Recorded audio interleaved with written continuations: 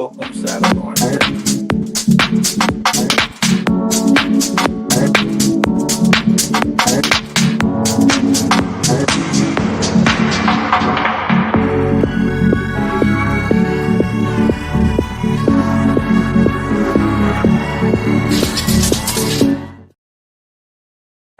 Hello, hello, my Facebook and Instagram and YouTube family. Do you recognize some of these faces here tonight? You should. You should. Of course. Rebecca Williams, how are you? Hi. And you know we're in the final countdown. Yeah. And we got a person who's in the final countdown here with us, and not other than Lawrence Allen, who is the one of the runoff candidates for Texas House District 131. Let's give him a drum roll, Rebecca. You might be adding a little bit of that. Have a little fun with you. Lawrence, yes, Lawrence. And I know Lawrence by Lawrence, I know. Lawrence is serious. almost 3, 4, 5 weeks now. Let me tell you, Lawrence is very, very serious. And everybody knows that I am probably not so serious. Yes. I don't take myself too seriously. But only when I, in reason. But I wanted to grab you back in here, Lawrence, Okay. because we have seen several things happening in Houston. Okay. Many of them have spilled over into things that are state and national. But let's focus in a little bit on Houston. Yes, ma'am. And, in the next 2.5 weeks, when that election is over, there are possibly going to be some things that you are going to be just hit in the face with. Okay. Okay.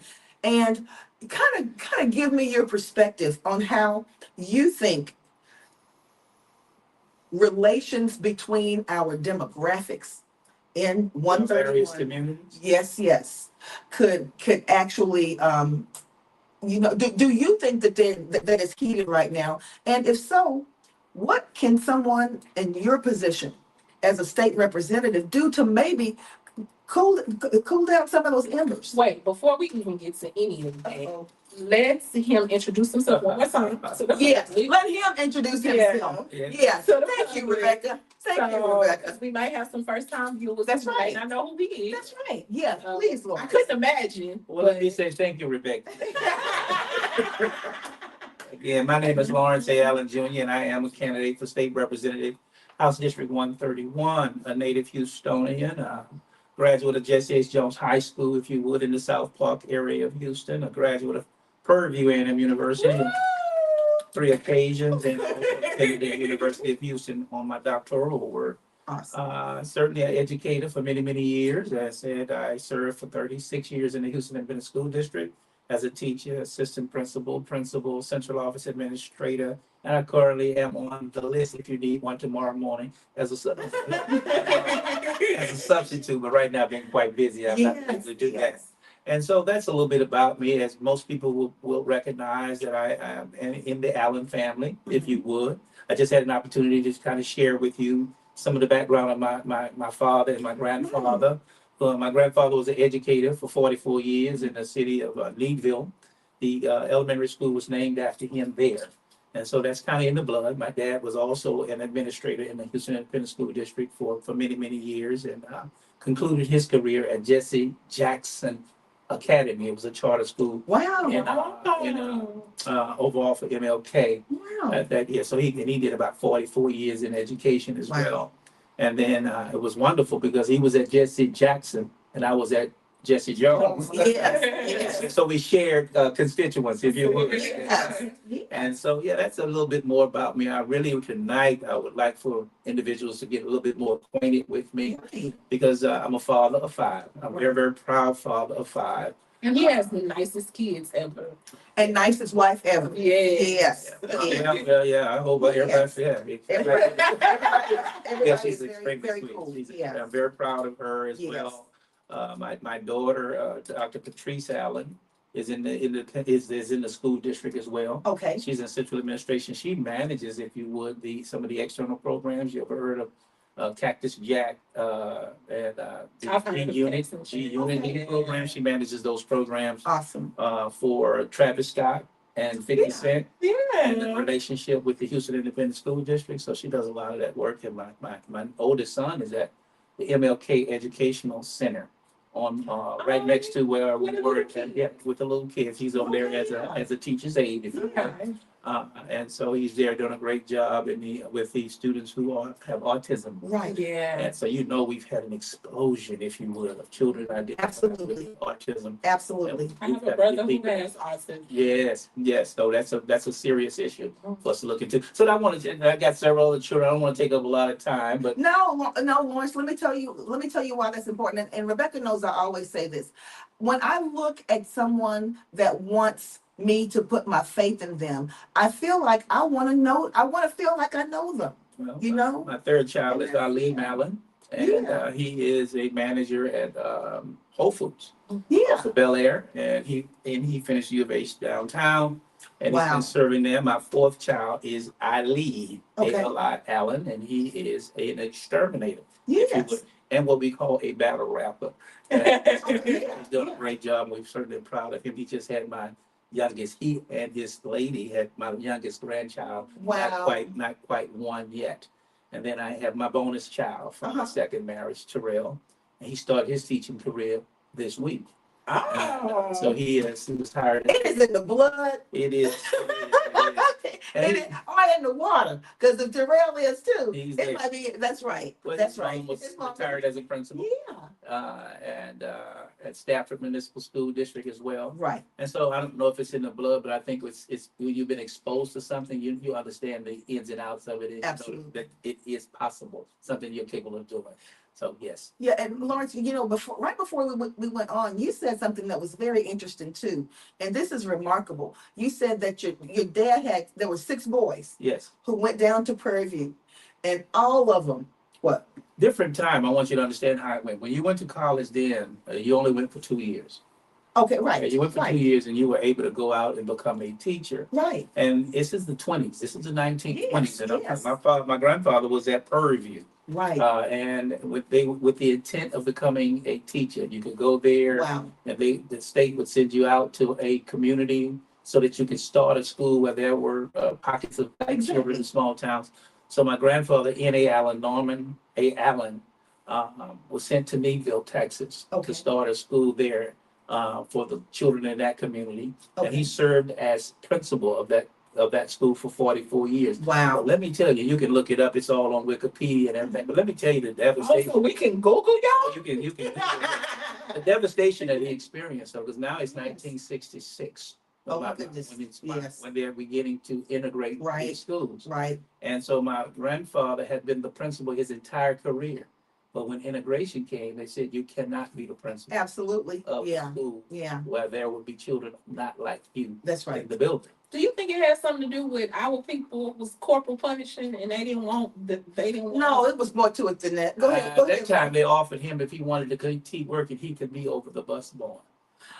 Okay, but he could not be. Finish that story. How did that? Yeah. He retired because he was already in his 44th year, and even though he was 66, because he started very early. That's young. Yeah. But he felt that it was very diminishing to him that he could not be a school Absolutely. administrator after 44 years, Right. and that they only offered him the opportunity to be over the bus barn. Right. And so he decided to retire. Well, he's in Needville. He's a farmer. He has Right. 100 acres. He's got Exactly. He's It gonna wasn't be an okay. economic thing. It was a Right. love for working with Yeah. children. Yeah. And so, but they did try to memorialize him in a sense. The school was named after him. Yeah. There's a plaque, what they call that thing, that commemorative to him in the history of the city Right. and things of that nature. This is the beautiful part about it. I want to be, at that point, my grandfather, what was big in our communities was the Masons and Eastern State. Right. I'm an Eastern Star, by the Yes. way. A lot of y'all didn't know that, but I am. So my grandfather was one of the few individuals, men down there, that actually had an education. The adults did not. Yeah. He had Yeah. so he was the secretary of the lodge, Okay. all right, because he Come on, could big bruh. keep the records. So everybody who needed to do business with the bank or Right. then because of the Masonic lodge, they would go through my grandfather. Right. They would tell him what they wanted in the lodge meeting, and Okay. then he could negotiate Gotcha. with the individuals at the bank, if you would, if I Exactly. soften that language, Right. who were outside of our community, to purchase the homes, to purchase the land, to do all the things, to do the paperwork for all the Now, this individuals is out there. probably at this point also an African American bank, right? No, Was ma'am. there No, ma'am. really? No, ma'am. No, ma'am. Only This one is bank Steve down Bill. here. Now, you gotta think Yeah. Rosenberg. Okay, You gotta gotcha. think Rosenberg, Yeah. and you gotta think when, as far as you Yeah. can see, it's cotton. Yeah, yeah. Okay? You put me right at the location. when This you is said Rosenberg. This is the Yeah. way. So this is a small pocket of black folk in the community. Right. And then all of the businesses in the banks and everything are run by whites, if you would. Gotcha. We don't have a pocket of Hispanics and Yeah, things of that nature. So he was the person who did all of the negotiations, if you would, right. for the individuals, and they were able to acquire land. But the engine that they used was the Masonic laws. Exactly. Yes, Yeah, that's what they do. And quite naturally, my grandmother was an Eastern Star. And right. I'm an Eastern Star. Okay. Yes. It's my brother. Yes, because I was the worst for master. And so in order for the sisters to meet, you have to have one man present. So Yeah. it has to be. The WM. Yes. Okay, y'all are going like this. So we'll get to something else. I just think that was I know, fascinating. I'm learning. Yeah. I am learning. Yes. But Lawrence, I feel like there's a reason why I love Lawrence. let me ask you this. Now, much is going on Okay. in our community right now. Yes. And Rebecca and I had this conversation last week, and my take on it was a little different from hers because our frame of reference is a little bit different. Okay. But you started hearing in all of the podcasts and all of the blogs that there is such discord at this point in time between the African American and Hispanic community. And Lawrence, I'm going to tell you something. That has never been my experience. Okay. And Rebecca said, wait a minute. She said, I have experienced that. And I said, well, you know what? I probably because of it, we have an age difference, Mhm.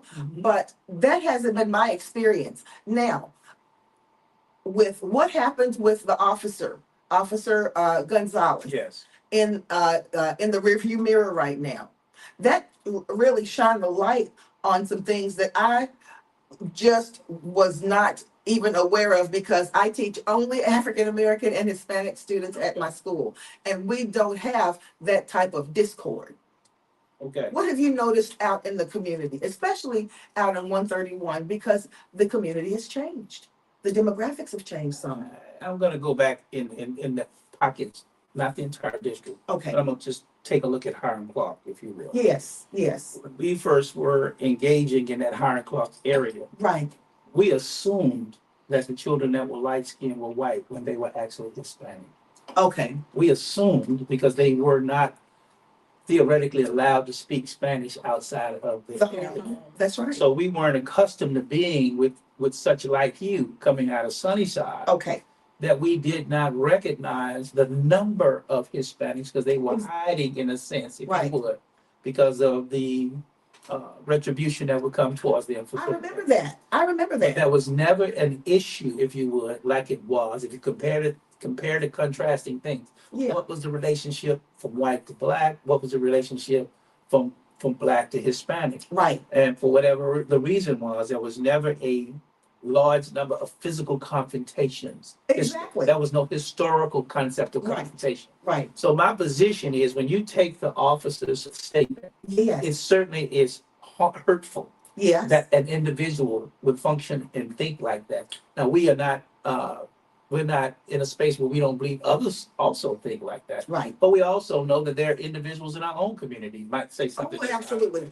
I'm not going to say we have a racial problem in a sense historically like we would have coming out of Jim Crow, historically like we have coming out of slavery, Right. historically like we have coming out of our conditions and situations.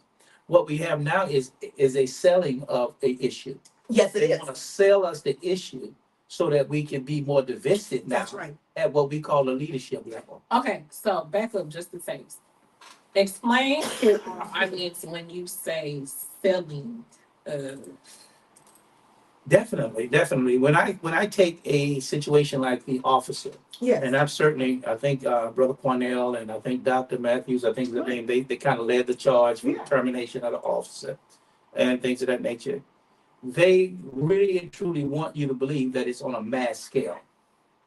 That was my point. Mass scale. That was my point. And if it's on a mass scale, and you believe that now blacks are and Hispanics are at odds, then what will the dialogue be in the next generation? Right. All right? Because 20 years ago, everything was about blacks and browns coming together. That's right. Coming together, That's coming right. together, coming together. Unify. Because that makes you the majority now. That's right. They also understand, if you watch any educational channel, and you Yeah. have a lot of teachers, 63% of the students in the state of Texas are Hispanic. That's right. It's more than that, actually. It's about 60.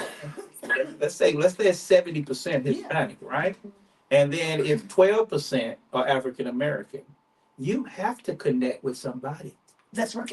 Okay, so if there's already a overarching thing at the presidential level Yes. that says, now if you cannot connect to the whites in the state, and now we can start a rift between the brown community in the state. And that's what he means Why by does the it leave? selling of. That's right. What That's is it? right. So I want to sell the idea that It's there discord. is discourse, That's right. and if I can sell it over time, and you hear it over time, you'll be left in the corner to function as a true only minority left in the state. Exactly. Right. They will power the economics, but at the same time, the Hispanics will have the majority numbers. Right. So why not create a whole rift in the community and the whole thing in the city to say, we got ISIS here and Yes. everything's going on with this community. Yes. Because everybody's saving grace, believe it or not, Yes. is the black community.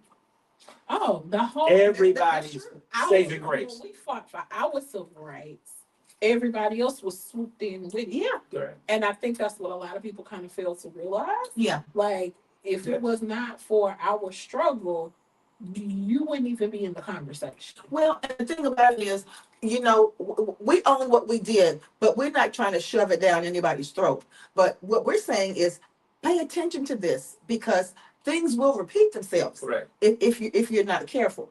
And we know what the struggle is, and we have seen exactly how the powers that be at this point in time feel about this other diverse group, because they have put it down on paper and and legalized the beating down of this group with a legal entity, ICE. Okay, so that's saying right there how I feel about you. Yes. And I think people need to take heed.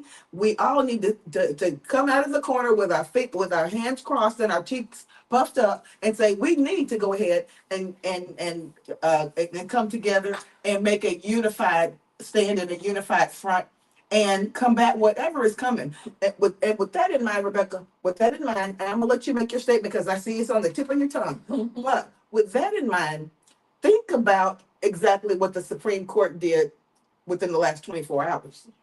Yeah. Yeah.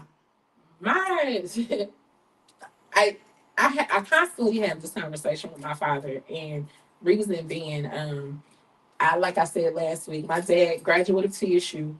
My daddy is in the FBI files as we speak, because he was one of those ones that got caught up in the TSU riot, Yeah. and had him face down and in jail. So, and he refuses to get that expunged. But Thank you, Mr. Williams. But we have this conversation all the time, and one of the things that struck home for me, and I told you this last week, he laughed about it, but it wasn't funny to me. He said, never in my lifetime did I think. He said, at least I thought I'd be dead and gone before this would ever swing back.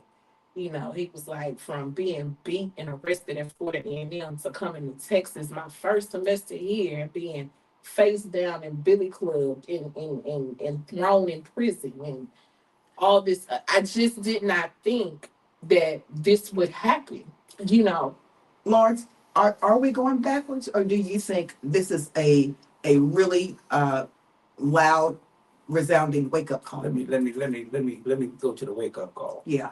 Because when you are asleep at night, you don't realize when you wake up, it's really not a new day. It's just a continuation. Yeah, yeah, Because what we realize is that if a person can write in laws and legislate behaviors and things of that nature, yeah, that's not true freedom.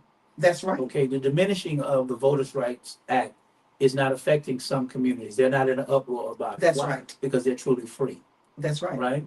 So if everybody was really truly free and experiencing this American democracy, it would make no difference. That's right. But the reality of it is that we are only in a space where the laws protect us, all right? Not the mentality of the citizens. Right. And so without the protection through the Constitution, without the protection through the laws of the state, we're not protected from the mindset of those who will Yes. come against our communities. Right. So when we don't have a strong voters' rights bill, it allows those minds to now be permeated in our communities. And so now I can go to Supreme Court. Now I can go into the legislature. Now That's I right. can go into City Hall. Yeah. Now I can go to the judge's booth, and I can begin to take action on communities. And it will look like I'm not being racist because I'm only upholding the what? The law. But here's the thing, though, and I guess this is what I've been struggling with for the last 2 weeks. Mhm. First of all, I don't feel like our communities are mad enough. We just going about it like this is, another day in America. And What makes you feel? What makes you say that, Rebecca? Because they're not in the street. Not even now because they're not in the street. It's just Article 2 is, as of now, is gone. Okay. Right. It's gone. We can't, there's no sugarcoating that. Okay. And I don't think people really understand what that means. Article 2 basically says is that your representation is no longer, right? So all the gains that we made, everything that we fought for, everything that we marched in the street for, people died, did everything in their power to preserve that is no longer there. Uh-huh. And I don't think we as a people are mad enough about it. We more mad about Megan and Clay breaking up. But we are about what actually matters. Chime in on this, Lawrence. Rebecca and I, we sit differently in different spaces on that, because to me, that means that instead of just taking that as a loss, to me, that should energize people to get up and do even more. I look at it like this. When I was on my way over here, I thought about this.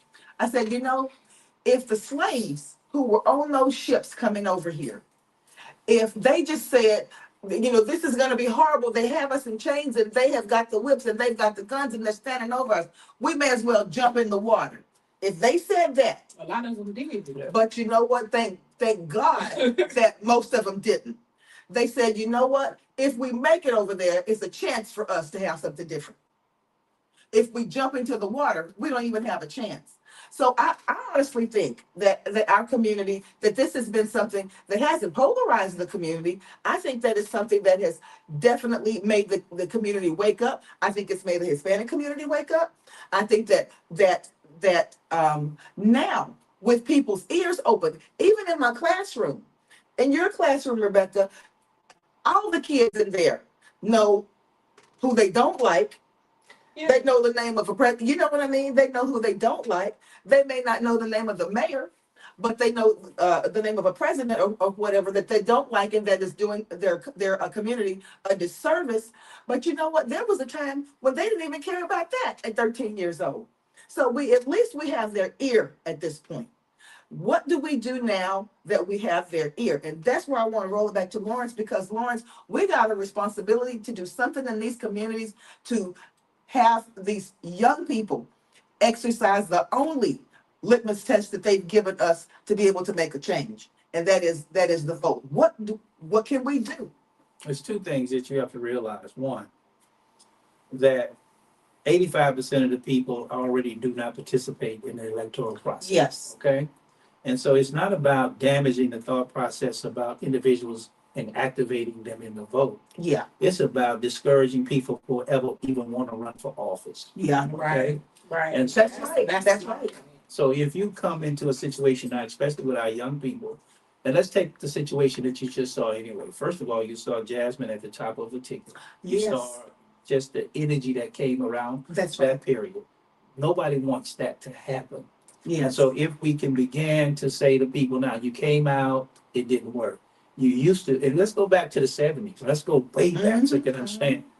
When they originally came out of the voters' right bill, it's, Right. you were to draw the lines so that people could have representation That's right. of their own racial That's group. right. But look at the housing patterns.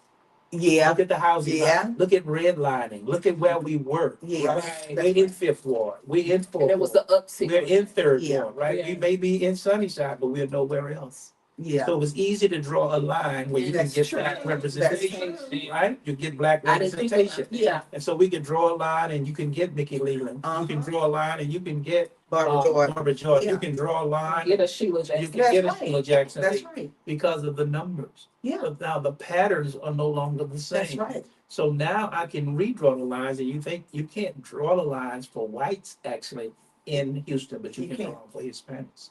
Yes, that's true. That is true. All right. So if I could start a tension war between blacks and Hispanics, I will remove blacks from political power and replace all of them with Hispanics. But now even the Hispanics said, from people that I know that's in the Hispanic community, Right. politically involved, they're trying to figure out a way to wipe out their votes completely, which is part of the reason why they felt like this whole immigration and ICE thing.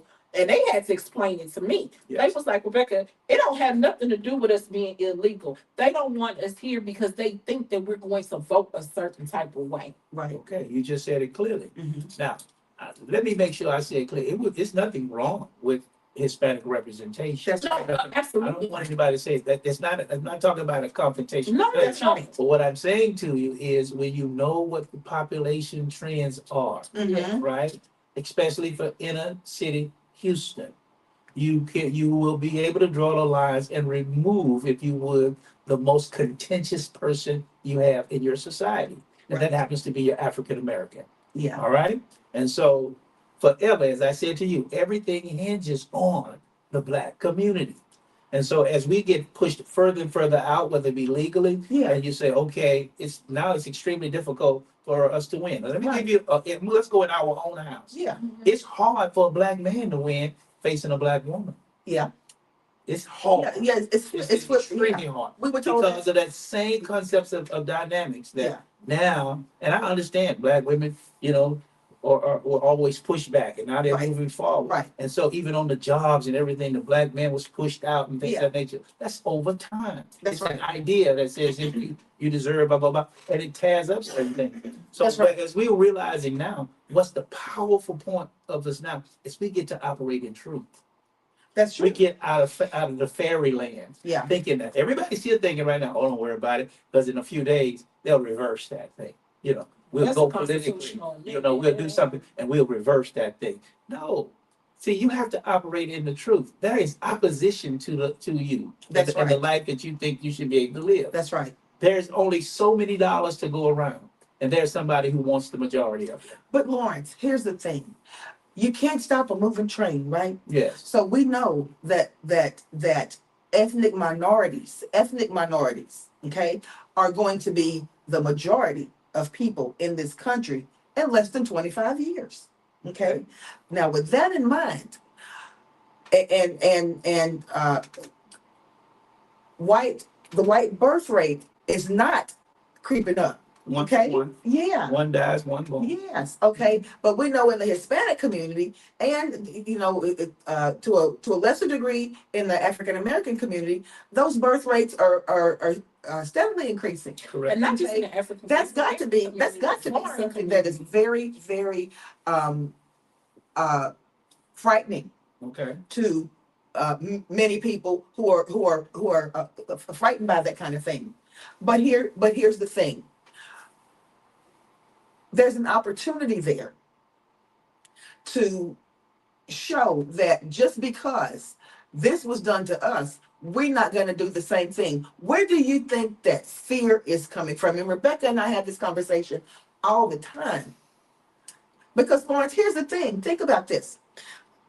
Statistics have shown that when people are educated, when they have an opportunity, by and large, they create other opportunities for others. They open businesses. They become inventors. They create opportunity for other people Okay. to rise. Why is that a threat? Well, I don't know if that's a threat in itself. What I'm trying to say to you is that there is a crime against humanity that took place in this country called slavery, Yes, and it's never been dealt with appropriately. that's right. And so that crime against humanity has individuals saying to themselves that if they ever really discover what took place and what we own now as a result of it, Yeah. and how we manage and control their lives through the economic engine that their Yes, fathers gave yes, us, yes. then that might be anarchy in the street. And so you have to have, in every country, in every place, you still have to have population control. Absolutely, And so you do. what Yeah. we actually are witnessing is population control. The attempt. Turn your Yes. thoughts towards something that's not the real issue. That's right. Right? Yeah. Turn the thinking of the people. Distraction. Yeah. Distractions. Yeah.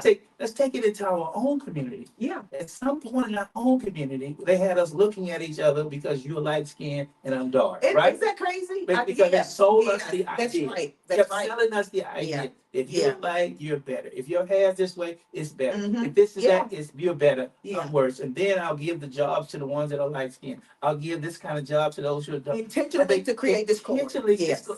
it's the same thing.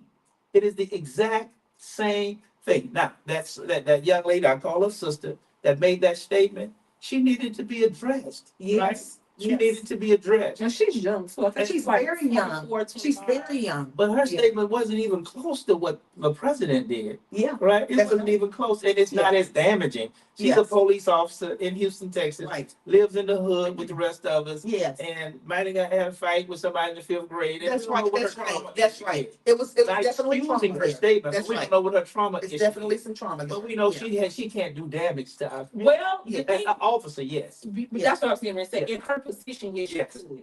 Because in her statement, she said the next day when she go to work, she arrested an NIGG and she didn't care what he did or Well, she did. And see, the thing about it is, that's why I'm saying, obviously, I'm not gonna say obviously, but I'm gonna say the majority of people, even who look like her, probably don't feel that way because she shared that with her close friends, and her close friends outed her. Right, right. You see? So You have to even her realize close that friends she's didn't feel being that way. used, and Yeah. what she will have to realize at the same point is that no matter what she does, we might not understand it, but she's in this family. That's right. Okay. Yeah, She Yeah. is in this family of what's called the people of color. that's right. All right. And Yeah. she can't escape it because you That's wear right. blue. That's Okay. right. Yeah.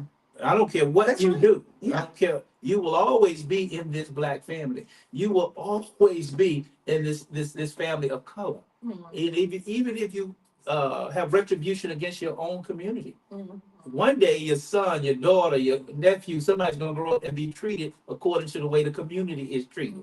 So I'm gonna say it's inexcusable what she said, but her ability to hurt us as a people is so minuscule. That's right. Right. Her ability to say, okay, I'm gonna go out tonight because it's an easy foe. That's See, right. it's so easy. It was so easy to go out in the training that we received Right. and put that behavior on a particular community, and Right. nobody will question you because That's they've right. already reduced us to deserving of that kind of Good treatment, right? Yes. Yeah. And so that I makes got to say to you, who trained you if you think like that? Because our officers are supposed to be trained to deal a certain way. And if you think that way now, why didn't somebody it. identify Why in didn't all of somebody the catch it? testing, Yeah. all the sense. And because they said she passed a psychological assessment from our company. because it permeates in the environment.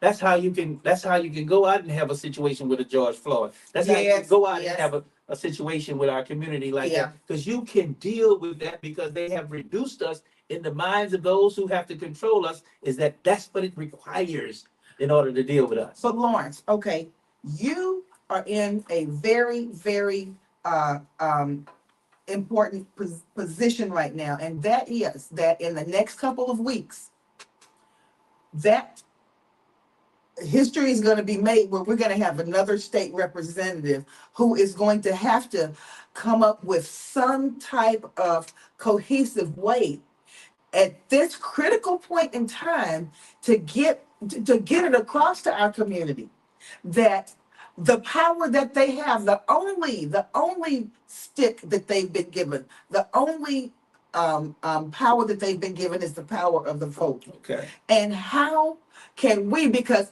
it's going to be up to you yes, to go into the community and to people like myself who are willing to be the ones who run out there and to register the voters and that kind of Because stuff. I'm gonna be honest, Lauren. Hang on one second. Okay. Now, it's going to be up to you in order to get that message across. What are we not doing? What have we not done as a community? I mean, a large, far-reaching community to hit that point yet. Do you think that people just have not felt the sting enough? Because I'm gonna just be honest, and I know this is a lot. You don't have to answer this part. Go I'm ahead. just Mhm. comment. Because I've talked to people my age group, millennials, and I'm gonna be very honest. Crystal has her, but I'm actually a millennial, and we Yeah, talk a lot. I'm a boomer. Millennials is high. It just is what it is. Yeah. We have seen every catastrophe imaginable since we've been born. okay, We have not breathed since 9/11. And in our groups and all of this stuff, we actually talk about how it is now it's another thing, right? So the next thing is we're back fighting something that we thought our grandparents and parents have overcome. So now we are back in the situation, and it's just one thing after another. But what has been done to protect that they fought for? And that's the thing. That's what we all have to look in the mirror and say, okay, somewhere along the line, the boomers, the millennials, the Gen Zers didn't, we all have not stepped forward like we needed to make sure that what they fought for is something that could be codified. You understand what I'm saying? let me just lay something out. Yeah, It may be detrimental, but I Yeah. want you to hear it clearly. yeah, You have to marry wisdom with your youth. Because our That's youth true. believe that they have the right to be controversial in the street. yeah. And there is a plot to take them out wholesale. Wow. Okay? And so they used to say, how do you, it's not about the fly you kill, it's about the others that are watching. There is a day coming that Yes. they want the millennials to come out and they want to kill them wholesale right there in the street. Trump tried to show you this even in the rallies. He said that was a time when they would have just taken them out because they've not really felt the raw of, Right. of That's struggle. the thing. So Yes. when you go out yes. there and they said, okay, we asked you to move.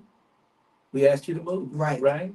And you're not following a leader Mhm. like we may have said, well, we following Martin Luther King, we Mhm. following Stokely Carmichael, Right, right. we starting with Jesse Jackson. You can get out there and one incident will allow them to put Deadly force. thousands of our Mhm. children to death Yes. and be justified with the laws they plan on putting Yeah. on the books. Yeah. So our children will have to learn. This is what they don't want them to learn. They're going to have to learn how to listen to their elders. Why? Yeah. Because their elders have walked Have lived through it. this before. That's right.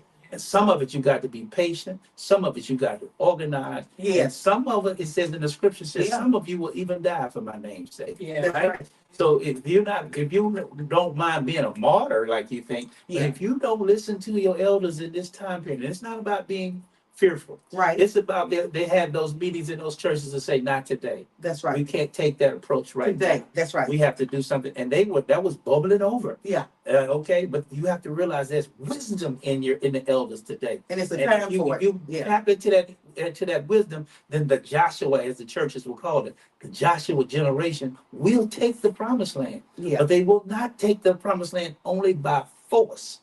You will not force this people to treat you better than you want to be treated. You will have to learn how to organize, and you will have to learn how to operate independently. You will have to learn how to do business outside this country. You will have to learn to Yes. tie your economics to more than a dollar. That's right. You will have to realize so that person can say, now can we sit at the table and talk? Because I don't need you in that way anymore. Because at Right. this point, I'm gonna be honest. I had my friends laughing, but I was so serious. At this point, I'm all for segregation.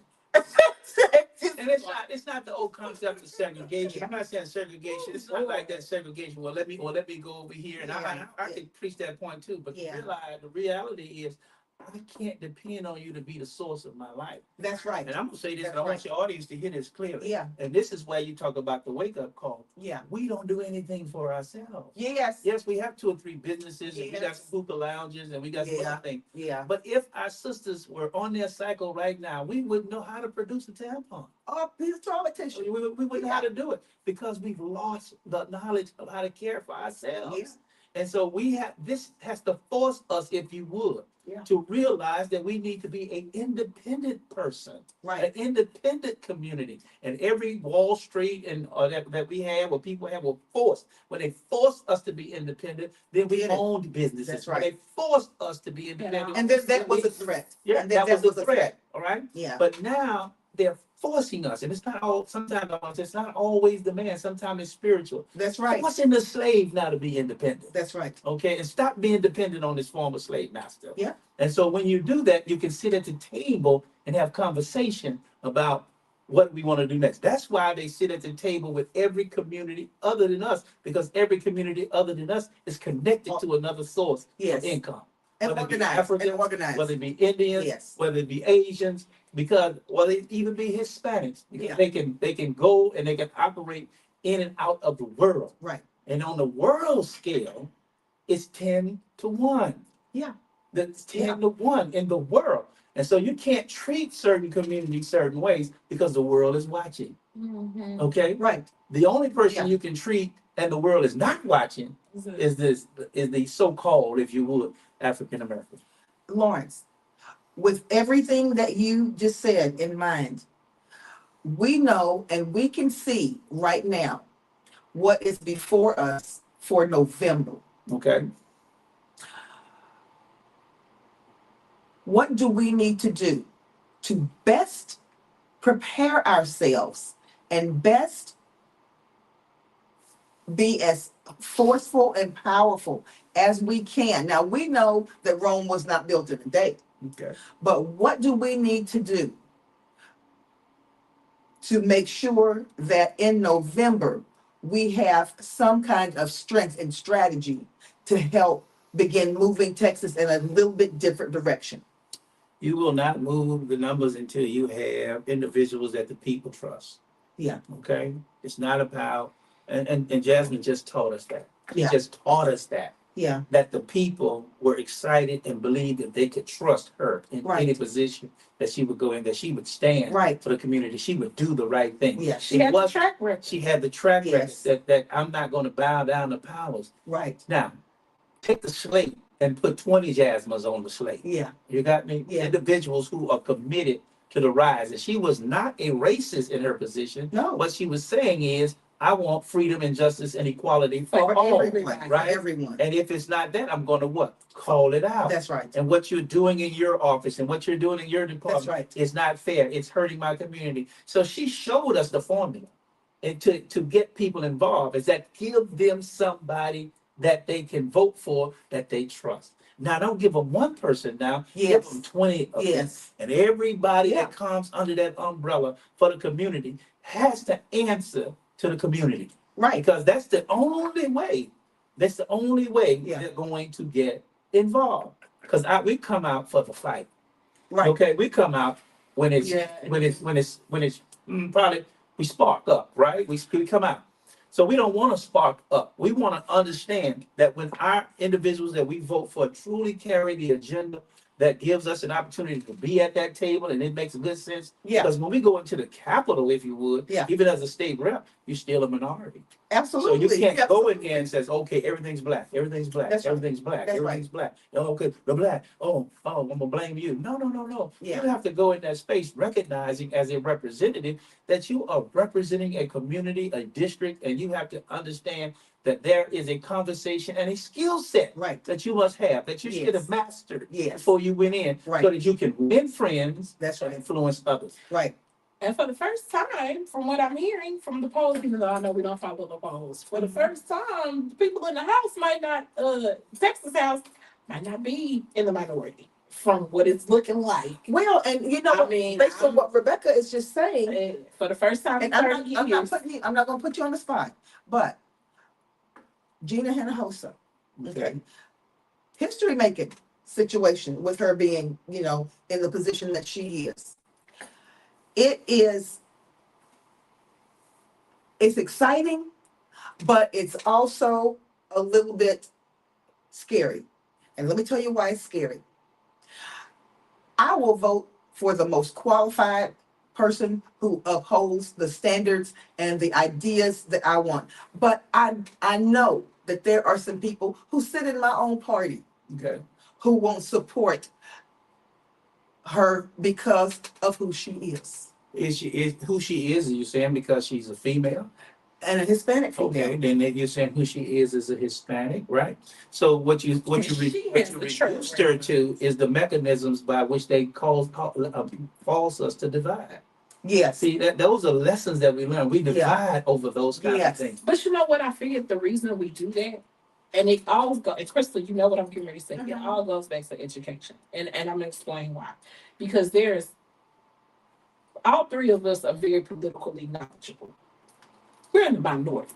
I mean, let's just be real about the situation. We're in the minority. How many times have, especially you and I, we've gone out and talked to people, Right. and it's just like, they don't know anything about anything. They don't know anything about anything, and that's the majority. That's the majority of folks out there. Yeah, and Crystal and I, we're kind of just sitting there like, oh, Lawrence, I'm sure seen it too. Yeah, right. That's your man on the street. My God, how are we supposed to overcome this when so many people? It's frustrating. It's frustrating. Don't even understand, Lawrence. There are so many people that don't even understand the position that you're running. Okay.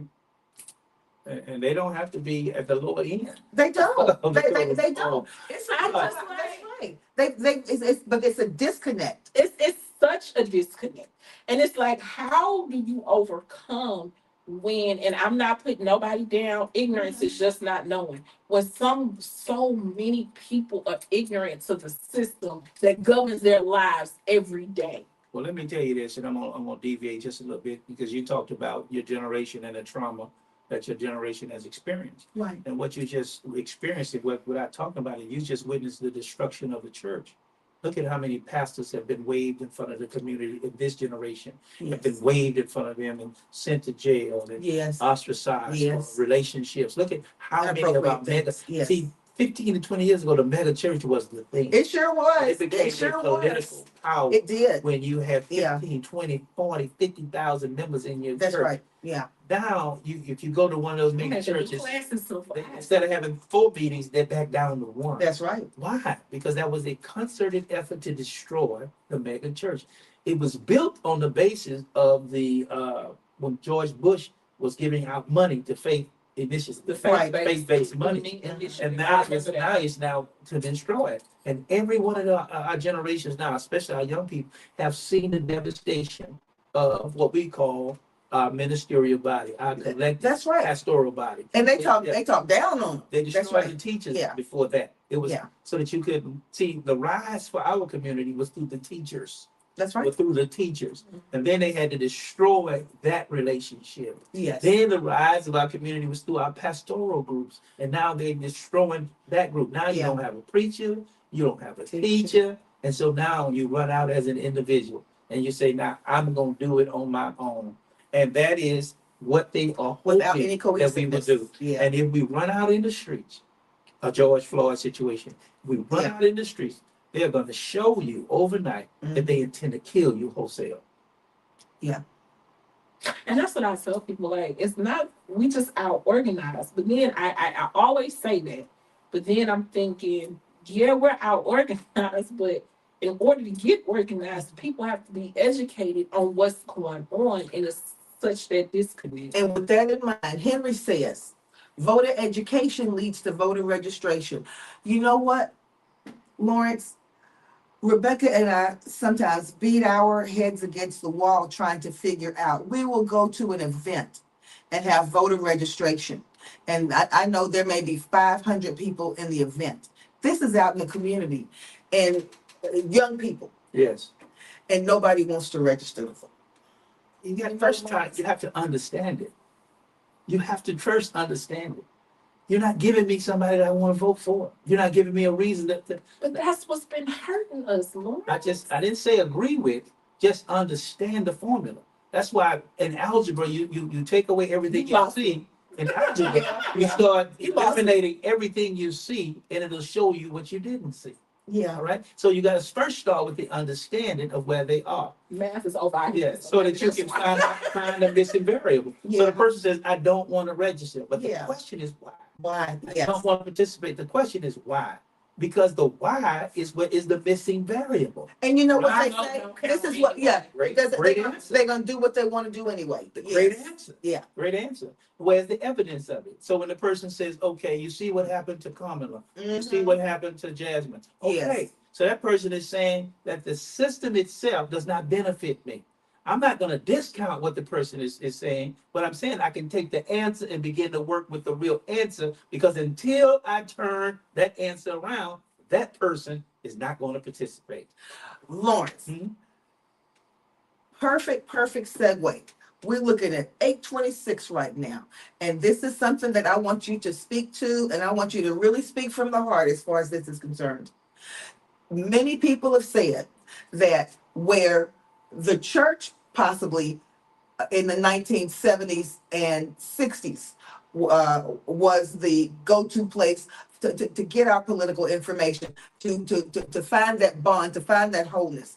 Now that torch has been passed to the sororities and fraternities. Correct. So how do we engage these sororities and fraternities in a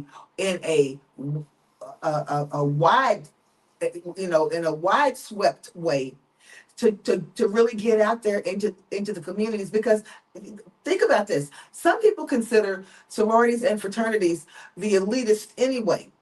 How do we get past that to get out there and to reach these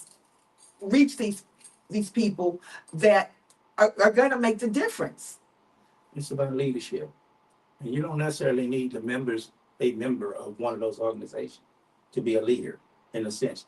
If you take Martin Luther King, and just not whether we agree with him as a person, Right. but the leadership was not based on any particular thing. And you'll see all these posters where they say Martin Luther King, Alpha Phi Alpha, Jesse Jackson, Omega Psi Phi, Kappa Alpha Psi. What I'm saying to you A lot of people didn't even know what that meant. They just knew why. it is the That's right. central idea. I'm true. I'm It is a serious. central idea right. of survival. Yeah. And then when we come to realize, which we don't realize because we don't speak it enough, Right. that we have to first understand we've got to survive Right. before even we thrive.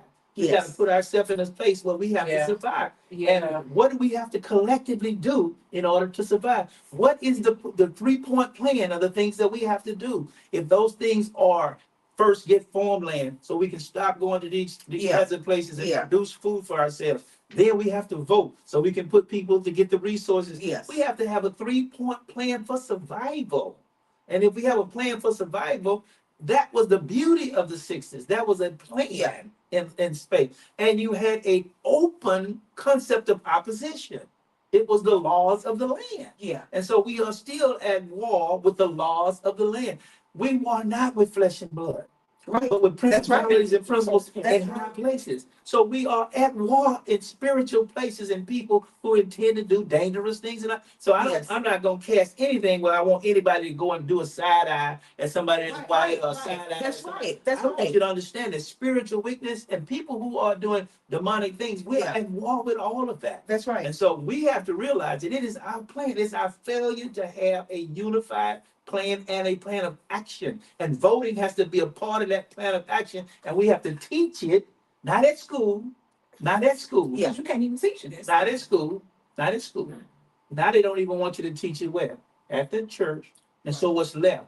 The only thing is left for us in our communities is our Greek letter organization. Yeah. Now, they will buy them out by saying to them, we'll send you $1 million, Alpha Phi Alpha, we'll send you Keep $1 your million mouth Omega closed. Yeah. Psi Phi, Yeah. and you can continue to stroll to the polls and do what you ever want to do. But you have to come to realize that we have to hold our organizations accountable for being the benefit for the people. So where do we start? Wait a minute. Start. So Roland Martin, Yeah. Yeah. on this topic, Mhm. Roland Martin had a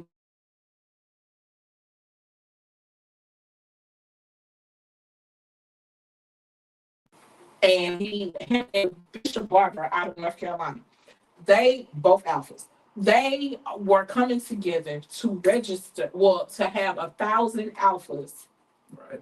come together. I'm not thinking right. No, the plan. 1,000 alphas to come across the country and have 1,000 alphas in each state to register people, politically informed people, because you know the alphas have this slogan of vote this people is a Right. vote this people. That's right. Yeah. So then he said, but he wanted to take it a step further than that. He wanted all of the Divine Nine to come out. He wanted Macy's and Eastern Stars. Right. He wanted the Links, the Jack and Jill type teams, all of those black social NAAC put to the Urban League to come out and all come together to have a, you know, just a big seminar, Right. or whatever, to get people to register for us to go and talk to our community. How do we put it into play? And then, it's an excellent he was concept. right. And then he said, and then with so many of us graduating from HBCUs, we really could go to these campuses and talk to and get those, you know, kids informed.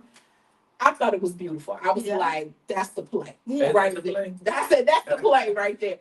But even with that, it was the opposition. Well, it sounded like it's some elite SHIC to me. Okay.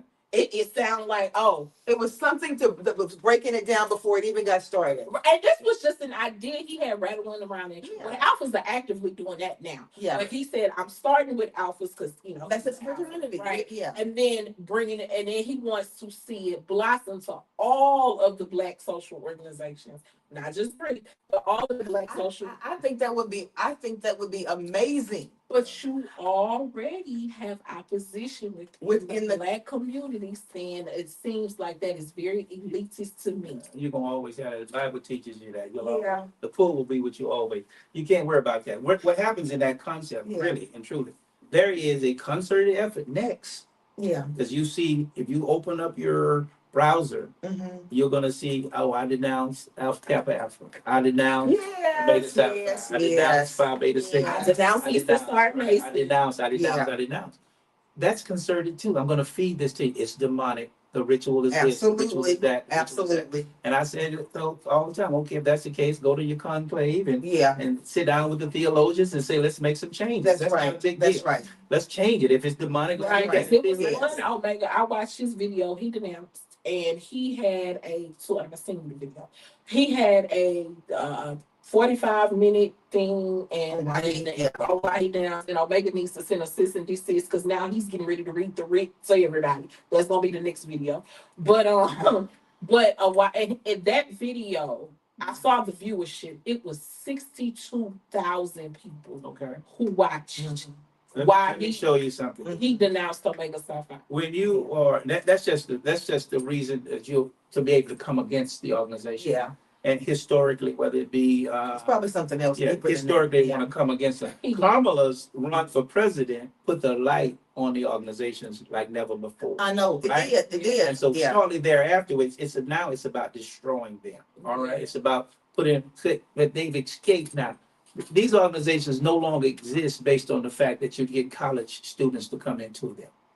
The entry into these organizations now, I don't even want to put it out, are more at the graduate level. That's true. Yes. Let's just coming in now at the graduate level. As an adult. That's right. In these organizations. That's right. And so as they're coming in at the graduate level, you can't destroy these organizations from the undergraduate level. That's right. That thinking anymore. That's right. Now, you can hit them with the lawsuits where they were having the hazing incidents and all that. Right.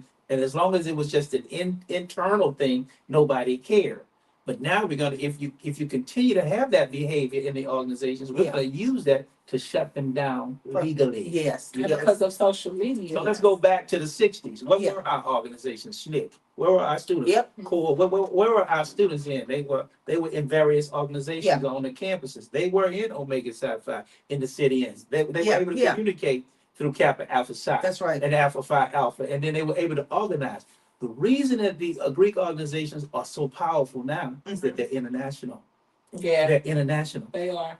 There are individuals who can sit at a desk and push one button and communicate with well over 1 million people. That's right. That's right. And those people feel obligated, to the most part, 90%, to follow the dictates of that individual. Right. That makes that person dangerous in this country. That's true. And that's what we talked about, voting, activity. So that there is a fear factor, though. All right, there is a fifth factor. If you take the 9 presidents of what they call the council, and they Right. all would come at once, then they know for sure until we clean up our internal work, Yes, and we can't get exposed have on no the power. foolishness, That's and our right. members Yes. fully understand that. yes, They're gonna shut us down. I don't want Right. to lose the organization, but we're in the business of cleaning up right. right now. That's right. And So that's that we all of them, can stand, Lawrence. That's all right? of them. And Yeah. then the HBCUs are coming under attack. I have not seen so many. We snatching funding from this school. We snatching funding from that school. Well, My that's an uncle- excuse. It's an My excuse. uncle Yeah. is he's a regional president in Florida for Florida A&M University, Okay. Right. alumni president. They're getting ready to snatch $6.2 million from the pharmacy school Okay. Because because DEI. That's well, what. see, That's what the it's gotta be an excuse. Yeah, it's That's an excuse to do all But that. you not snatching that. You not snatching money from Florida State for nothing. Okay. So Now- that's what I'm saying. And I think we can all agree here, sitting at this table, that we have got an administration that is at play right now, whose purpose is to destroy at will everything that they can, that they feel is going to give a minority, not a minority, or a person of color an opportunity. I'm not even gonna say an advantage, but even an opportunity. Yeah, because even But- at South Carolina State, the students they didn't want the lieutenant governor Speak. who's MAGA didn't want her to speak. They did a 4-day protest at South Carolina State. They get a letter. They would send her invite. She sends a letter to the governor and saying, "Well, we need to snatch all funding from South Carolina State University." Okay, now with that in mind, we on the same page. Lawrence, everybody cannot, are the Greek organizations. Yes, they are a powerful force, and if united, there's a lot that they can do to rally our community. Correct. However, are the Greek organizations, are their arms long enough to reach deep into the community, to those people who have no touch point with Greek organizations? Let me give you something. The high school graduate who wants to go and work at Amazon. Everybody can be reached now Okay, because we have 100% dissatisfaction. that's true. Okay. I love it. You That's do right. not change when you're satisfied. Thank you. That's what we always say. Everything But is our comfortable. community Yes, is now 100% uncomfortable. dissatisfaction. That's right. When you have 100% dissatisfaction, Yes, you can make a 100% change. that's right. Okay, not 60%, because now you're struggling. Yes. But we are at 100%. That's why you said, I'm willing to consider getting the hell up out of here. Get out, because I'm at what? The level of dissatisfaction. And we would consider you in the higher echelon of our community.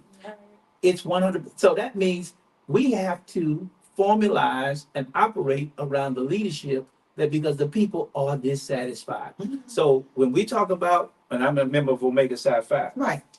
if we remove the fear, it is so easy for us to move into the spaces to even begin, if we wanted to contest it, educational opportunities and growth. We have enough members, if we could start our own engineering preparation program for free. Yes. You hear Yes. me? We have enough Yes. to prepare young men to get ready to go to medical school for Absolutely. free, just in our spare time. That's Right. if we understand, but they also outside looking at us know we have it too. Right. And so our organizations try to move in what's considered to be a cohesive movement in the country. But now we at total dissatisfaction. That's right. Total dissatisfaction. Now, what happens inside our organization? We run on about 30% of the membership. I know. Hmm? Yeah. So Yeah. our thing is to first That's tie the our thing. own internal membership into what? The mission. That's Because right. if we don't have the mission, and somebody's going to force us into a real mission. And when they force us into that mission, we'll be ready. We are ready. We are ready. But see, we don't have enough pain yet.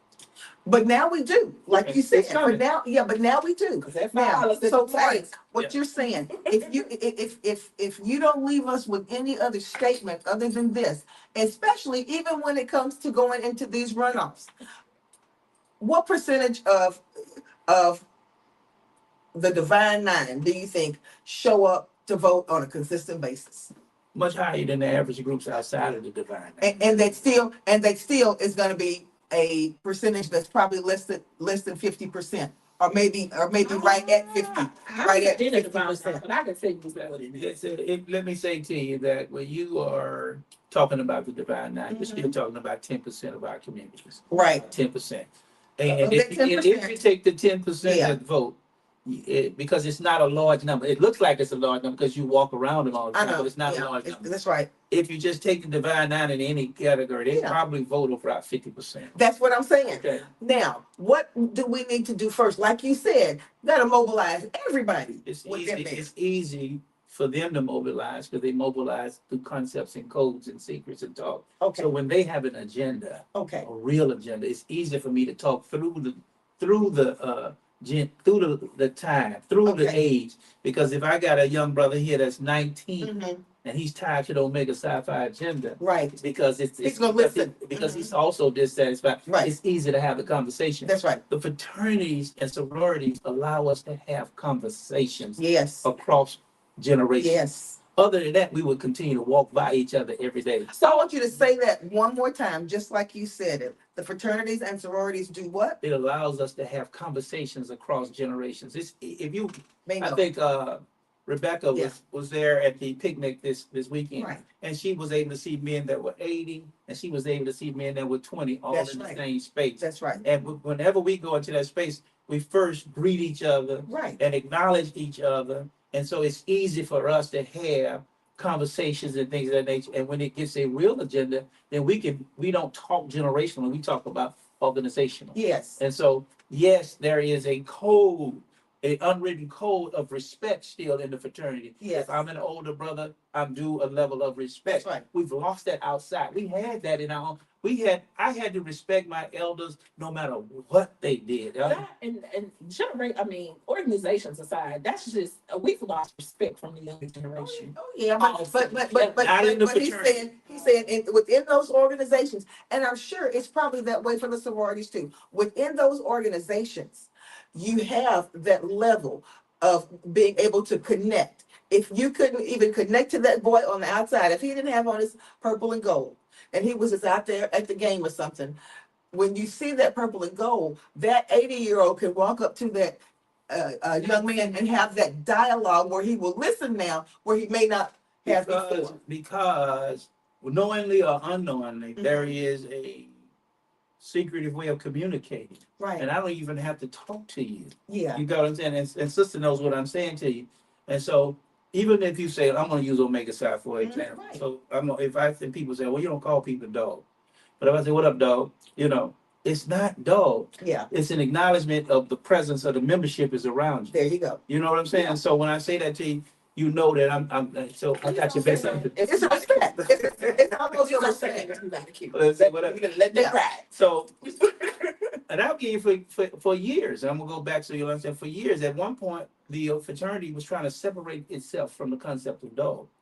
And we went to the conclave, and the brother put on the floor that our mascot was going to be the eagle, right? And so, but because they wanted to do business with people and things like that. Right. And we can have a bad reputation for certain things. So what I'm saying to you is that our organization is organized. Yeah. Okay, it is organized. I'll get a message from the Grand Bosslers just on one now through technology email. He gets that email. Yeah. Everybody gets it. that message, right?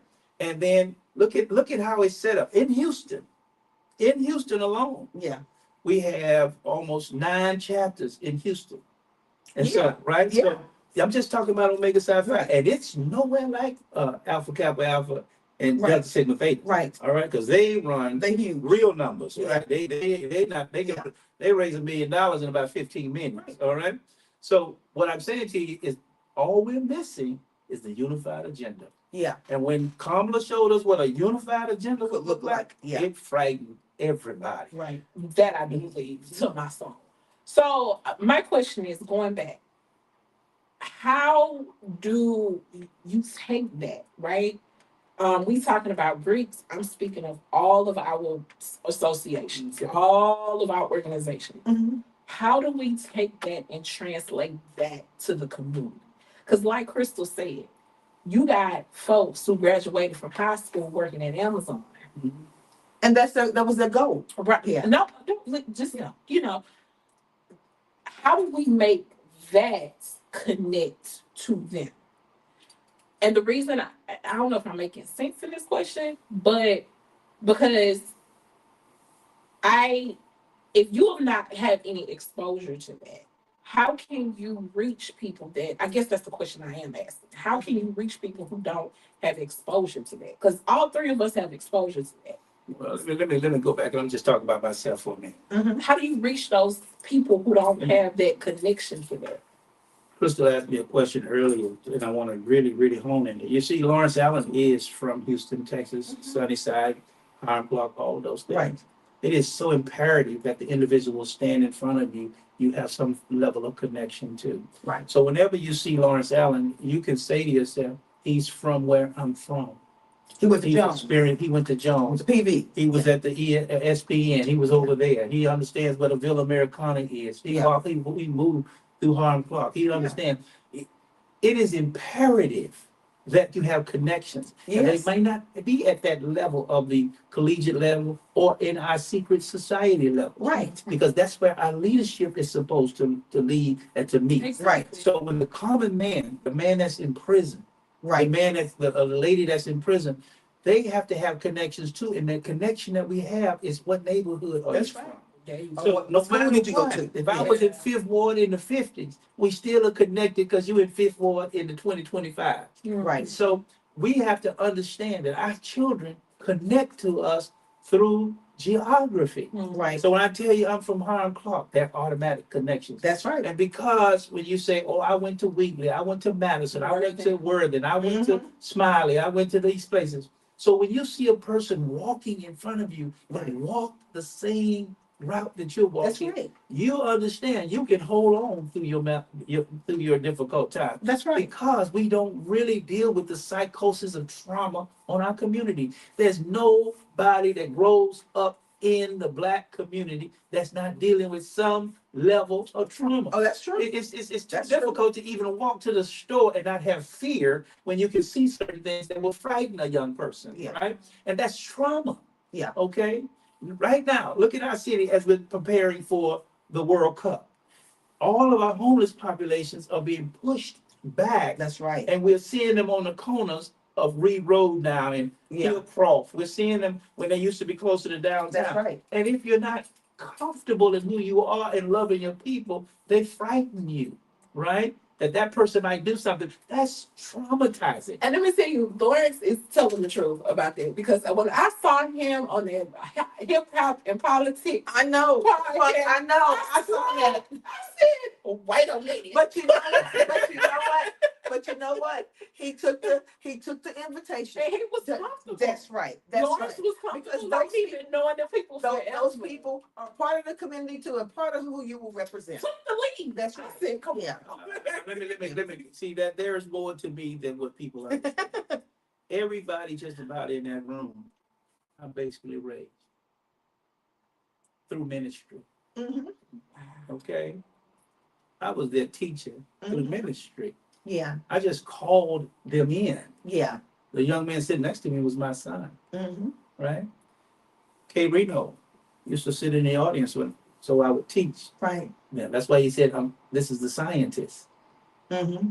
Okay, what I'm saying to you is, in the teaching, every person has value.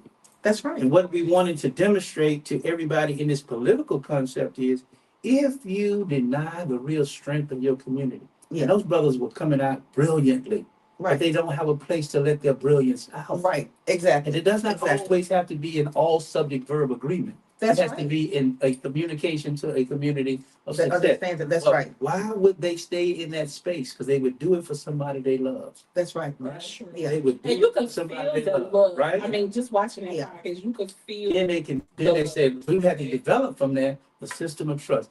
Because that's why I say to you, that body of individuals, especially my brother Derek Muhammad, Yeah. who has been relentless on working with our youth, Yeah. right? Yeah. Relentless in working with our youth.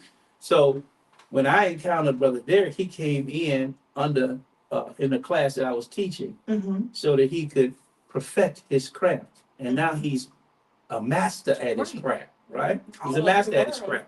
Brother Cornell came in at the same time. Mm-hmm. And so he's out on the doing his thing. Right. And what it is that our in our organizational concept, it's the basis of it. It's nothing else. Is love. Right. And scripture teaches us all the time, love ye what? One another. Right. And what our disunity is because we don't love ourselves, and it makes it impossible for us to love one another. And when we can put that value back on who we are as an individual first, because God made you so unique and beautiful within yourself, Right. that is the one person you should be in love with, and that is you. And because that's how it goes. Okay, so Lawrence, we know, Lawrence is gonna be back next week, right? I intend to, yes. Okay, we're No, gonna make not sure. in 10. No, we're gonna, because he's. Be back. Okay. He's I know gonna work us into his schedule, but Lawrence, okay, I will But blow just his consider- phone up. He knows just- this. just consider this. For that person who may be watching the podcast or who may have this podcast shared with them, who has not gone out and voted for the last 5 years because they were upset, that, about Kamala, and, and every things that can make you upset or can dishearten you. Okay. What can you say? What can you say to them, or what will you say to them tonight to make them reconsider getting out there and trying to be a part of writing this of turning this ship around? What can you say to them that can make them? Well, I want to say this to your audience tonight. And first of all, it's about giving me the opportunity to prove myself to you. Right. It's not about saying, hey, I'm this great person. I can do this. I can do that. I don't have that concept. What I do have is a record that I will live and die on my word, that my Right. word will be my bond. And so I want to be a role model for our community. Yeah. I want to be a person that you can trust. And what I'm saying to you is that if you come out and support Lawrence Allen in this election, I think you will identify with the type of individual you would want to vote for. Yes. That's a person who loves his community, who protects his community, and advocates for our future. Yes. All right? And will speak truth to the community. Everybody thinks you need to speak Right. truth to power. We need to speak truth to one another. That's right. And that's what a real power is. I think I told Becca the other day, the power is in the people. Right. It's not in the person. Yeah. All right? It's not in the person, it's in the people. And so when they say speak truth to power, Yes. it's about speaking truth to the people. That's right. And when the people have the truth, because they say when you know better, you do what? Do that. You do better. That's right. But scripture teaches us, how could they know unless they have a what? A teacher. That's right. And how can they have a teacher unless he be what? Sent. Now what I'm saying to you without glorifying things, that Lawrence Allen is sent to the people. Right. Okay? I'm just asking you to watch me and watch what God will do in my life. And Okay. and Lawrence, One last thing hang on one second, and then I want you to have the last word. I tried to download a couple of things. I wanted the little commercial that you had that you sent me. Which one is I that? couldn't. It was kind of. You were walking through parts of the community and going in, but I wasn't able to download it, so I'm gonna have to get you to send it to me in an MP4 file. Okay, and the bridge dedication. Tell us about the bridge dedication. I didn't want you to forget about that. Oh, well, let me And if invite people- you. And Let if, me yeah, and invite if you people out. want to come Let and me invite your audience there. out. Wow, I don't want to. Yeah. We as a family, first and foremost, on behalf of my family, we want to thank Rodney Ellis for honoring my mother with such a beautiful dedication. It is more than a bridge. It is a lookout tower over that particular Wow. park that will be opening, but it is being named in my mother's honor on the Awesome. 21st of this month. And it's called Sims at the Hill, or the Okay. Hill of Sims, because it Sims Bio. Okay. And so I'll get the information. And there's a to you. walking trail and everything. There is it connects the bike trail, but when Yeah. you see it, when you It's get beautiful. there in the park, Yeah.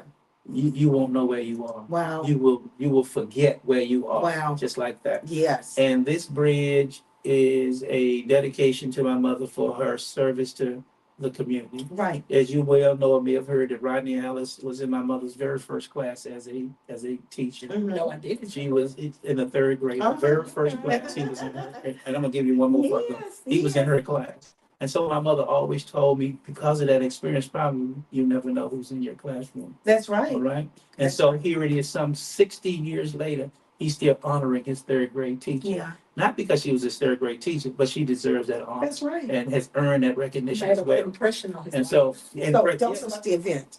so we're going to actually meet at 8 o'clock on the 21st at the park. May It's not the 21st. opening of the park. It's only the dedication of the Of the bridge. bridge. In the Park- morning?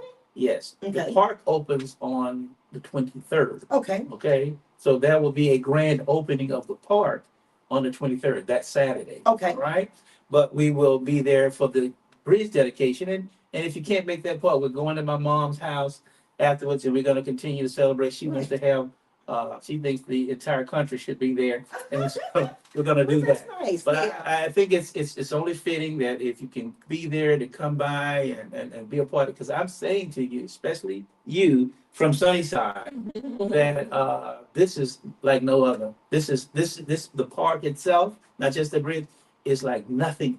No, there's nothing in Sunnyside like it. Wow. Okay, nothing. And so you have to go to the bridge. When you get on the bridge, I don't want to spoil it for you. You can see all the way to downtown. Wow. You can It's so pretty. That's see, you will see sights, and it's a nature trail component to it. Okay. And so we were out there last week and taking a look around, preparing for the grand opening. Mhm. And so again, at 8 o'clock on the 21st, if you can be there, Miss Sunnyside, Miss High School, it is something that you have to be there. My mother's making sure that all of our families there. Because Yes. she says it's historical. That's And right. to be there with her children, her grandchildren, Yes. her great grandchildren, Yes, then you realize that, as I'm saying to you today, that examples have to be set. that's right. And that's one of the things in this election I want to say to you, Crystal, that people try to use against me, is that my mother is who she is, and that Lawrence does not deserve to move into the seat because of his mother. And that's a true statement. Let me make that. And I know it's true. That's a I know- true I know statement. it's true, but that's Yeah. one of the reasons why we said we keep gotta bringing get you Lawrence back. on here so Keep people bringing can you see back. that That you that are Lawrence has the what they call the grit. that you Well, Yeah. what I want to, That's right. and let me say this about it before I know time is running, but That's okay. one of the things that we do in life, and especially the way I came up, is that politics makes you speak about yourself. And that's something that I do not enjoy doing. You don't do things in life so you Yeah. can register a Right. litmus things of things that you want to do. Right. So that's a little difficult for me because you don't do it like that. But what I'm Exactly. saying to you is, my mother has been my greatest teacher. Okay. And one of the things that I'm so blessed to have, my mother has all of her faculties, not some of them, Yes. at the Yes. age of 87. That's right. She's able to share and to guide and to give me an understanding, even from health concepts and Exactly. political things. I'm blessed That's to have right. my mother in that space. Yes. And I would be a fool That's not to right. listen to her, That's right. to realize That's right. the wisdom that she's Yeah. imparted to me. And so, where all of the bones are hidden, she's already told me, Yes. these are where the bones are. Right. Not so that I could just find the bones, but so I can continue to take it to the next level. Right. And whereas you had in the last time the passing of the torch, people Right. don't realize that the torch is about responsibility. That's right. That's the right. one thing you don't want to do is Hand it to the wrong drop person. the torch. And hand it to the You wrong don't want to person. hand it to the That's wrong right. person or drop the torch. That's right. And not on my watch. Yeah. Not on my watch. And I liken it this, Rebecca. We watched the full circle moment with Muhammad Ali when he realized, we got the picture that he threw his medal into the ocean because he realized he still was not free when he came back Right. from the Olympics. Then all of a sudden, 40 years later, we see them hand him the torch for the Olympics, and he's dealing with Parkinson's. That's and right. Look like the whole world is crying Full circle. as he That's is, right. because what it's saying, it's a full circle. That's right. Always fine. Full circle That's right. moment. That's right. And so for myself and my mom, it is a full circle moment of Yeah. the growth of her child. That's right. Okay? It's to And see then her your child. children get to see this too. But that's right. When you can see your child That's right. take the mantle of responsibility That you laid out. that you laid out, that is the greatest thing that a parent can experience. And so my mother would do that for me until infinitum, I wish. So I love her for it. I'm not going to apologize for my mother being my mother. I'm not going to do that. And I'm No. going to accept that torch of responsibility, not to put the light out, but That's to make right. it bright. That's right. Just one last thing I want to add before we close out, because we did want to touch on this, and I really want to hear his opinion. And it's going to be real brief, I promise. So, the situation that happened in Tennessee, Okay. with where they have redrawn Memphis, and Memphis is pretty much done. Okay. Cameron Saxton voted on it yesterday. What What is your opinion on that situation? You shouldn't be shocked. Yeah. Okay. My opinion of it is that you shouldn't be shocked. And Memphis is the only historically black town in Tennessee. You shouldn't be shocked. Okay. And Memphis is that's going to be a repeat of Memphis every time you turn around. Because there is a portion of our community that is tired of you. Mhm. Okay? That are tired of you and tired of taking care of you and tired of arguing with you. And so there is a concerted effort to eliminate everything of theoretical power that you have. And so what we do know is we watch those legislators battle um, in the system. And as long as you battle in the system, it doesn't matter because they can outvote you every time, right? Mhm. So being able to articulate your point doesn't move people, Right. right? You can speak about it all day. You can say it's wrong all day. What is the vote? They went the other way. Yeah. So it forces us again to begin to organize. That's right. Right?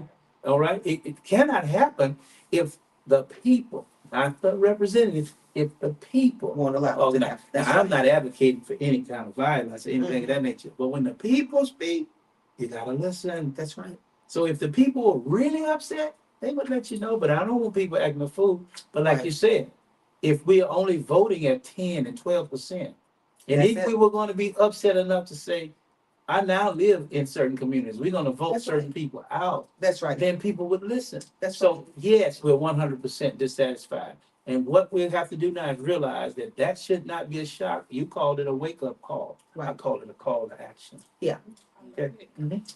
Well, Rebecca and Lawrence, we had talked about a lot of things, but a lot of important things. Yes, ma'am. And I think if nothing else, like we said, we wanted to get Lawrence back on here now. When Lawrence came the last time, I'm going to say his demeanor was a little bit more. I'm not going to say close. I'm not going to say you were a little bit more cautious. But you see how we are now. And we wanted people to say, we Rub it have on. been around. No, it may be, I don't know how good a thing that is, but we wanted people to be able to see what we see. And that is what is going to bring people forward and possibly get people out who stayed away. And you know what? And I'm gonna say, Because it's gonna be the people who stayed away who make the difference. I'm gonna say this. I've been closely looking at this race for the last 2 months. Even though my boo was voted, was voted out, but still, I was still looking closely at this race because I was really trying to decide. Coming off the race with Crystal, just really quickly, coming off the race with Crystal, I was just like, okay, we know the two people, and I said I even though I have no vested interest in this race because I don't live in the district, but I just wanted to see, you know, But you live in Sunnyside. I do, Mhm. I do, but I just wanted to see, and I've spent a lot of time with Lawrence these last 4, 5, 6 weeks. Yes. I've spent a lot of time with Lawrence, and I am thoroughly convinced after much consideration that he is the man for the job, seriously. And I was just talking to him and picking his brain about things and the wisdom that he has and the leadership that he has. I feel like just this is just Rebecca 101. I know my voice don't mean anything, but I just think he's the man for this job. Like, in all seriousness. Thank you so much for that, Rebecca. But this is what's at stake. Every one of the races that you will see going forward, there will be an outside entity trying to buy that seat. Oh yeah. Okay? And what you're seeing it right now. Right. Okay. I don't know, and then maybe Crystal could say, did you ever have a fundraiser when you were running? Yes, is you attempt to have a fundraiser. absolutely. You've never seen my opponent have a fundraiser. Never. Okay? In a sense that you saw it on it, hey, okay, you might have seen something advertised, but you didn't see a fundraiser. Or if you're intelligent enough to be in a race, you take a look at the report. Paperwork, that's right, yeah. That's the paperwork. And I'm gonna say to you now, when people will give you upward of 50 and $100,000 to win a race, they want something. And they don't live in 131. That's Okay? right, yeah. When people give you up for $300,000 to run for an office, Yeah, then they want to control the seat. that's right. And if what we normally would do is try to ask all the people for $20, That's $10, right. $50, That's right. whatever, because Yes. it's the people's seat. That's right. But when the people are not in it with you, then the outside entity is trying to prove to you that we can win that seat and we will pay for everything you need to win that seat. But what they will do at the end is tell you, now this is what I need from you. Oh, Because absolutely. Absolutely. if you don't agree, we'll run somebody else against you and we'll move our money where? To the person in opposition to you. And so we lose. We lose. I'm not talking about the Absolutely. person. Yeah, But we cannot allow that to happen. that's Not right. in this day. Not in There this is an time. organization called Legacy 44. I want you to look it up. Mhm. It says that they back candidates that are pro public school and for all children. I don't know how you pass up Lawrence Allen and talk about pro. That's, I don't know that's how you right. pass That's up right. Crystal Dillon and say pro education. I don't know how you pass up Rebecca and say you can't even do apples to oranges in comparison for educational things. And Right? especially, Lawrence, here's the thing. I want to go back to this. Someone who lives in, who grew up in, who remembers the Kmart over on MLK. Somebody who knows what that district was, who knows what it is, and knows what it can be. That's somebody who has a vested interest in it. Right.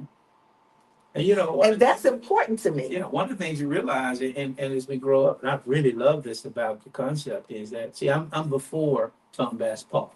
Me too. There is no Tom Me Bass too. Paul. Oh. Well, I'm before. Yeah, there was no, there was a sand pit with Yeah, a, I'm that's before right. that. When everything on that end was dirt That's roads and whatnot, we would ride our bikes down there. But when I went into Hiram Clark as a student, I would be the only black in the class. Okay? And it's not about ethnicity and race, it's about history. See, if you don't know your history, you don't know really how you got to your present, and you really Right. don't have a concept of what the future could look like. Right. I can see the good, the bad, and the ugly. Yeah. All right? It's not all bad. That's And so right. I can see the good. Yeah. Right? And I can see the beauty in our youth. Yeah. I can see it. That's right. I Me can too. see all of that. Yeah. I know from which we come in this community, and I know where we can go. And it starts by first being able to sit down with people and have real conversation. Right. That's why you all are so important. Yeah. And so that's what we will do. We will organize, because we know that's the key. That's We will right. Organize our community in such a way that people are speaking to their state representative about the agenda of what we're trying to accomplish. And I do intend to be the person out front. Yeah. I do intend to be able to sit down at Madison and at Westbury and That's right. talk with students, because I know how to touch students. That's right. So we got a lot of work to do. Yeah, I was concerned. But it's about not you insurmountable. It's not insurmountable. I was concerned about you giving out your personal phone number. I was just like, Lawrence and Rebecca. You got my number? I do have it. Well, my mom told me, don't change your phone number. You know what? Wait a minute. Wait a minute. When I was on my way over here today, I thought about that quote that you said when you said, my mother told me a long time ago, if you got to change your number, then you need to change your life. I said, that's one, that needs to go on a shirt. Yeah. That needs to go on a shirt. But Lawrence, I want to thank you so Thank you much so much. for coming out again. I'm and gonna still letting shake you people up, see. I'm gonna shake you up till we can shake hands and walk in there. Cause I need Sister Crystal with me. Why? Because I'm in protection mode right now. I gotta protect our community from these big billionaire donors trying to purchase seats in our community. I want you to think about it. I'll be back next Friday. Okay. I need you to You gotta tell I me. gotta Tell show me you. I what you. guess I gotta show you. No, you just gotta tell me what you need from me. I I need. just don't, Lawrence, you have the ins and outs of all this. Well, see, I've already sat down with, before we go, Yeah. with Sister Baker. She was clear with me that she said, Lawrence, I'm with you 100%, Mhm. but I want you to know I'm gonna run again. I can respect that. Mhm. Now, my position is to show you that Lawrence Allen plan is going to be secure, and you shouldn't even need to do that. We Right. should talk about what else we need to do. Mhm. And so I need Sister Crystal to understand it's crucial because I'm fighting the space where it says, okay, if I go in blindly, Mhm. because people, uh, especially your audience, they have to hear from you. Now, I certainly love what Becky did for me tonight. Rebecca, you call her Becky. My Becky, Yes. Rebecca did for me tonight. She's a vote of confidence because we've had probably more Yes. time to spend and to talk to each other. And that goes a long way. Right. But I need Crystal Dillon. I And need you have Crystal to, Dillon. and what you have to do is just tell me what you need No, me to do. you need to tell her. I'm I telling need you. Crystal Dillon to endorse Lawrence Allen for State Representative, House District 131. But this particular race, this period, Lawrence Allen. Lawrence Allen, Lawrence Allen for state representative, for the office of state representative, House District 131 for this runoff race. I think you are I feel you are the only candidate that has what it takes to do the job. I'm gonna take that as close to like That's- close to horseshoes and hand grenades. Lawrence, I ain't doing shit. He wanted to run. That's really? Yes, Okay. because it's imperative. Because the reality, it does not. You got to take things in increments, right? Absolutely. Because it's only about Absolutely. right now, right? Right. It's only about right now. And when you run this is only a 2 year. Every other year, That's right. you have to run again. That's that right. might not be the case in what? In 2 That's years. right. But we're Yeah. talking about right now. And, Yeah. and so that's what I'm saying. If you take a look, if you can look at the two candidates and you just, I thank you so much to Yeah. say, in this particular race, I'm endorsing Lawrence Allen because I think he's the best candidate. That's all I'm saying right now. Let me tell you this. When you sat down with us last time, you said some things that made me understand that you understood what was necessary in a way that a lot of people don't even consider, Mhm. because you've walked in those shoes before. To be able to walk in the shoes of an administrator at a school, to see what those kids deal with, to know the kind of things that they need, to see the kinds of things. And when your wife came in and y'all talked about having a concept at her school, it was a concept where it was a novel concept at that high school where the kids were who were really kind of throwaway that Right. people had given up on, that they developed this concept out at her school and it was very successful. Those are the kind of things that unless you can't be in the classroom 3 years or 5 years and experience, you can't. Right. You got to live it. You got to But let walk. me tell you make what it that walk it video out. was. Yeah. It says Lawrence Allen is good on any MLK bullet. Yeah, that's what that was it. I'm was it. good anyway. I couldn't remember. I Yeah. love people. Yeah. And it comes out in poetry. I'm not afraid to sit down with people. Right. It's not about conversations in the suites. It's about conversations also in the streets. That's right. And you That's have right. to understand that people can sense you just like that. That if you're comfortable with them, you may have saw a video. I was sitting with the sister that's homeless. That's always out on. I'm very comfortable with. Right. Yeah, I did Yeah. see that. Okay, I I'm did. very, very comfortable with our people Yeah. and their condition because That's right. I want to help them change their condition. Yeah. And but the brother taught me a long time, you can't change a person's condition until they change their what? Their thinking. That's right. Right? And so That's we're 100% realizing that we've got to work with our people to change their thinking, but yet we got to give them somebody they can trust and believe in. Lawrence, look at that. Look at that camera. Yes, ma'am. Look at my iPhone camera. Let me look at it. Look We at were supposed to be in 4K. that's on hush. You're in 1080 because let me tell you, because when it comes up on Facebook and YouTube, they only go to 1080 anyway. So okay, I but love Lawrence, 4K. look at that camera and just we'll talk to you next week. But to rally people this week as to what they need to do and what they need to tell everybody in their household who is registered, who is at least 18 years old, why it's so crucial that they show up this time on the 26th. Tell them why. Well, again, my name is Lawrence A. Allen Jr., candidate for House District 131, and I have a task now of telling you what's at stake on the 26th of May. Early voting starts on the 18th, and it's unusual too. It's only going to be 5 days. It's Right. going to run from the 18th to the 22nd. Election Right. day will be the day after Memorial Day on the 26th. And you have several races on there. I want you to really think about if you're Yes. a voter. And what's critical now is we hate it. We really hate it. What's happened in our community where we have to choose now between Congressman Al Green and I Congressman know. Christian Menifee. Right. That's critical That's that we right. come out and let our voices be heard. That's right. We have several judges that are still on the ballot, and Yeah. we realize that we need to make sure that's Sissy strong. House. My personal preference is the fact that I am running for state representative, Right. and we cannot let big business and donors win seats That's in our right. communities. We have to say we are well enough and organized well enough, because I truly believe if you have the people, nothing else really matters.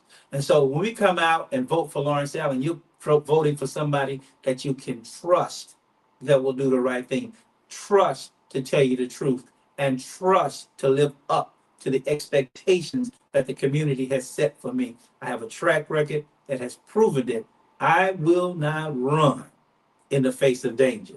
That is what I believe. I That's don't right. want to say it to you clearly. I truly believe that the captain should go down With with the the ship. ship. That's And so we will stand, and it's not about just fighting people. Mhm. It's about having the ability, the wisdom, and the knowledge to work with people, to win friends, to move the agenda forward for the advancement of our community. We must take care of our seniors. Right. We definitely cannot let them be taxed out of their homes with That's these right. housing patterns. We must take care of our youth in the juvenile courts so we are not condemning them to life. And in our communities in 131, we've got to take care of our air quality. We have Yeah. too many batch plants in our community. We don't want to look up 20 years from now and realize that we are sick, Yes. asthma, cancer, That's right. all the diseases because we didn't take care of the environment while we're here. We're committed to those things. And that's my thought, but I need your agenda. And we will organize and we will move forward. Let me take a point of privilege to thank Crystal. Let me take a point of privilege to thank Rebecca for their trusting their thoughts, their minds, their audience to me, because it means a lot to me. It means a lot. I want us to be one unified team. If we can't unify, how can we expect you That's to right. unify? That's And right. so we have to be a unified team. It's not about the big eyes or the little U's. It's No. about how do we move our community forward. And I just thank you all for this opportunity to be with you tonight. I am going to make haste to be here on next Friday night. All right. Yes, yeah. And even Lawrence, if you can't stay but a few minutes, that's okay. But we're gonna definitely get caught up. Tell us about some of the things that you encountered, in the week that's coming, and keep people. We got to keep your face Yes, ma'am. in front of people. But ladies and gentlemen, Rebecca, Lawrence, like we say every week, and we will be here again next week. We can do it. Okay, You gotta do it.